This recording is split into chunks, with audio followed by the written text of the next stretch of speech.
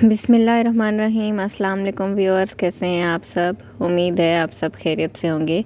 آج میں آپ کے ساتھ گلاب جامن کی ریسیپی شیئر کروں گی مکمل اور تفصیل کے ساتھ، اور تمام ٹپس میں آپ کے ساتھ شیئر کروں گی کہ آپ کن چیزوں کا خیال رکھیں گے تو آپ بہت پرفیکٹ گلاب جامن بنا سکتے ہیں۔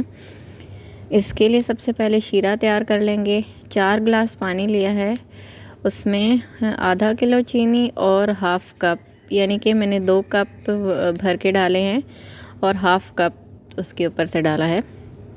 اس کو چولہے پہ چڑھا دیں گے اور چینی کو میلٹ ہونے دیں گے درمیانی آنچ پہ۔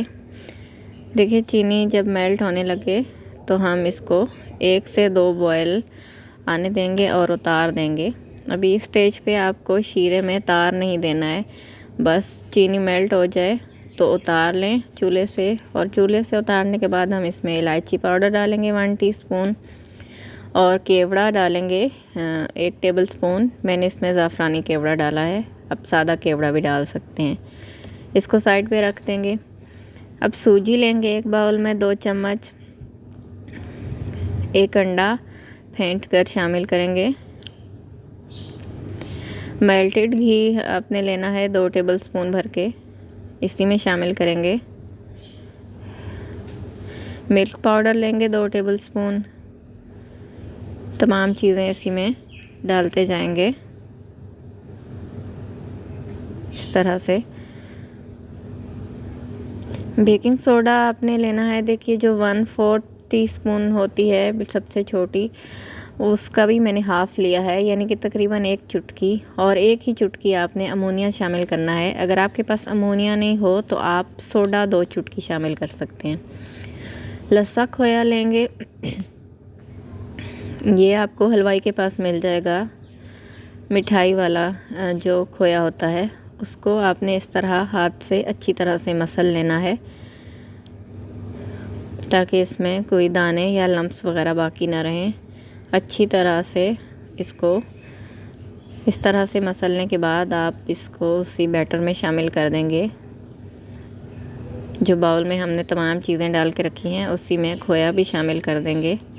اگر آپ کو امونیا نہیں ملتا تو آپ بیکنگ سوڈا 2 چٹکی شامل کر سکتے ہیں۔ اب اس کو اس میں اچھی طرح سے پہلے مکس کر لینا ہے، اس کے بعد ہم اس میں تھوڑا تھوڑا کر کے میدا ڈالیں گے۔ میدا 8 ٹیبل سپون جائے گا، لیکن آپ نے پہلے تھوڑا تھوڑا کر کے ڈالنا ہے۔ 4 ٹیبل سپون ڈال کے مکس کر کے دیکھیں۔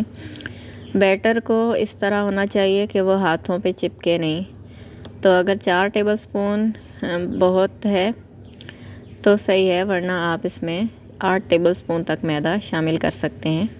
میں نے پہلے 4 ٹیبل سپون ڈالا ہے۔ اس کو مکس کریں گے اچھی طرح سے۔ آپ نے بہت دھیان سے اس کو مکس کرنا ہے تاکہ اس میں کوئی بھی لمپس باقی نہ رہیں۔ دیکھیے ابھی یہ صحیح طرح سے آپس میں جڑا نہیں ہے بیٹر، اس لیے 2 ٹیبل سپون اور اس میں شامل کریں گے،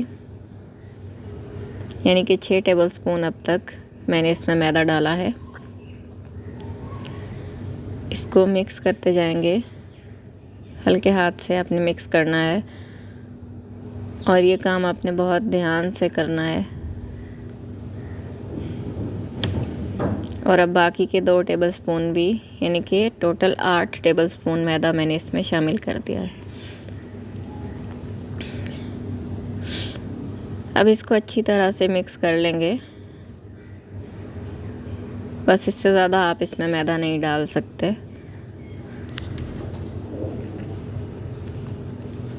اچھی طرح سے اس کو آپ نے مکس کرنے کے بعد یہ دیکھیے اب یہ ہاتھوں پہ اس طرح سے نہیں چپک رہا اور سموتھ بیٹر بن گیا ہے، اور یہ برتن میں بھی اب نہیں چپک رہا۔ اب آپ نے اس کو ایسے ہتھیلی کی مدد سے اچھی طرح سے مسل کر ریڈی کر لینا ہے تاکہ تمام چیزیں اس میں یکجان ہو جائیں۔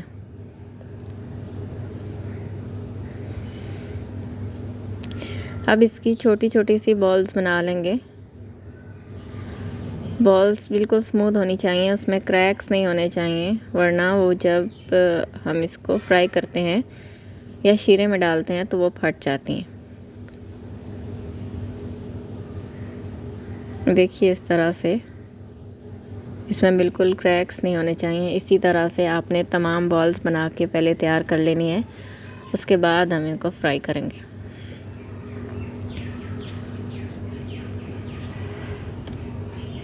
دیکھیے تمام بالز ریڈی ہیں۔ اب ہم ایک کڑاہی میں گھی لیں گے۔ آپ نے اس کو گھی میں فرائی کرنا ہے، آئل میں نہیں کرنا۔ تمام بالز جب ریڈی ہو جائیں گی تو ایک کڑاہی میں گھی لیں گے، اس کو بہت زیادہ ہلکی آنچ پہ آپ نے رکھنا ہے اور گھی گرم نہیں ہونا چاہیے، بالکل ہلکی آنچ پہ۔ جب اس میں ہلکے ہلکے ببلز صرف نظر آ رہے ہوں تو آپ نے اس میں یہ تمام ڈال دینے ہیں۔ میں آپ کو آنچ بھی دکھاؤں گی کہ آپ نے کتنی آنچ پہ گھی کو رکھنا ہے۔ دیکھیے اس میں بالکل تھوڑے تھوڑے سے ببلز نظر آ رہے ہیں، باقی گھی بہت زیادہ گرم نہیں ہے، اور گھی اتنا ہونا چاہیے کہ اس میں یہ تمام بالز نیچے ڈوب جائیں۔ یہ دیکھیے ببلز نظر آ رہے ہیں، اور اب آپ چولہے کی آنچ دیکھ سکتے ہیں کہ یہ کتنی لو آنچ پہ میں نے اس کو لو فلیم پہ رکھا ہے۔ آپ نے ان میں چمچ بالکل نہیں چلانا ہے، آپ کڑاہی کی مدد سے ان کو ہلا سکتے ہیں، کڑاہی کو ہلا کر، لیکن چمچ تب تک نہیں چلانا ہے جب تک تمام بالز اس میں اوپر نہ آنے لگ جائیں۔ یہ دیکھیے اب اس کے بالز اوپر آنے لگے ہیں گھی کی سطح پہ۔ ابھی بھی آپ نے چمچ نہیں چلانا ہے، بس اس سٹیج پہ آپ نے جب یہ تمام بالز اوپر آ جائیں اس وقت آپ نے آنچ تھوڑی سی تیز کر دینی ہے۔ یہ دیکھیے یہ سب اب اوپر آ چکے ہیں۔ پہلے یہ گھی کے اندر تھے، اب یہ اوپر آنے لگ گئے ہیں، اس کا مطلب ہے کہ یہ فرائی ہونا شروع ہو گئے ہیں۔ اس سٹیج پہ آپ نے آنچ کو تھوڑا تیز کرنا ہے، اور جب یہ ہلکا سا اپنا کلر چینج کرنے لگے تب آپ نے ان کو تھوڑی ان کی سائڈ آہستہ آہستہ اس طرح چینج کرتے جانا ہے۔ میں نے یہ ویڈیو آپ کو سمجھانے کے لیے بہت ڈیٹیل سے بنائی ہے۔ آپ اس ویڈیو کی مدد سے آسانی سے بالکل حلوائی جیسے گلاب جامن گھر پہ تیار کر سکتے ہیں۔ جو کھویا میں نے استعمال کیا ہے وہ آپ کو حلوائی کی دکان سے مل جائے گا۔ تو یہ بالکل آتھینٹک گلاب جامن کی ریسیپی ہے، اور اس سے بہت ہی ٹیسٹی بنتے ہیں اور بہت سافٹ بنتے ہیں۔ آپ اس کو ضرور ٹرائی کیجیے گا۔ اس طرح سے اس کو آپ نے چمچ کی مدد سے ہلاتے رہنا ہے، ہلکا ہلکا سا ان کی سائڈ چینج کرتے رہنا ہے، اور جب کلر ان کا جو آپ کو چاہیے ہو، ہلکا براؤن یا گولڈن سا کلر جو بھی آپ رکھنا چاہیں وہ کلر آ جائے تو پھر آپ نے ان کو نکال لینا ہے۔ ابھی آنچ تیز ہے، پہلے آپ نے آنچ کو تب تک تیز نہیں کرنا ہے جب تک یہ اوپر نہ آنے لگ جائیں۔ اگر شروع میں آپ آنچ تیز رکھیں گے تو اس میں گٹھلیاں بن جائیں گی اور یہ سافٹ نہیں بنیں گے، ہارڈ ہو جائیں گے پھر۔ دیکھیے اب تقریباً ان کا کلر آ چکا ہے اور یہ فرائی ہو چکے ہیں۔ اب ہم ان کو نکال لیں گے ایک چھلنی میں، اور پھر ان کو شیرے میں ڈالیں گے۔ سارے گلاب جامن آپ نے اس طرح سے باہر نکال لینے ہیں چھلنی میں، اور پھر شیرے میں ڈالنے ہیں۔ شیرے میں ڈالتے ہوئے بھی آپ کو اس بات کا خیال رکھنا ہوگا کہ پتیلا بڑا ہونا چاہیے، گلاب جامن ایک دوسرے کے اوپر نہ آئیں۔ کھلے برتن میں آپ نے ان کو شیرے میں ڈال کے پکانا ہے۔ اس طرح سے تمام گلاب جامن ہم نے اس میں ڈال دیے ہیں، اور پہلے آپ نے ہلکی آنچ رکھنی ہے، جب سارے ڈال دیں تو پھر آنچ تھوڑی سی تیز کر دیں۔ درمیانی آنچ پہ آپ نے ان کو اتنی دیر پکانا ہے کہ شیرہ ہاتھ پہ چپکنے لگے اور اس میں تار آنے لگ جائے۔ اس میں تقریباً 15 سے 20 منٹ لگیں گے۔ آپ نے شیرے کو چیک کرتے جانا ہے ساتھ ساتھ۔ دیکھیے اب یہ چپک رہا ہے اور اس میں تار بن رہی ہے، تو اب یہ ریڈی ہیں۔ اب چولہا بند کر دیں گے، لیکن آپ نے ابھی ان کو شیرے سے نہیں نکالنا ہے جب تک شیرہ ٹھنڈا نہ ہو جائے۔ جب شیرہ ٹھنڈا ہو جائے اس کے بعد آپ نے گلاب جامن کو اس میں سے نکال کے سرو کرنا ہے۔ دیکھیے یہ ان کا کلر بھی کتنا خوبصورت آیا ہے اور یہ کتنے سافٹ بنے ہیں۔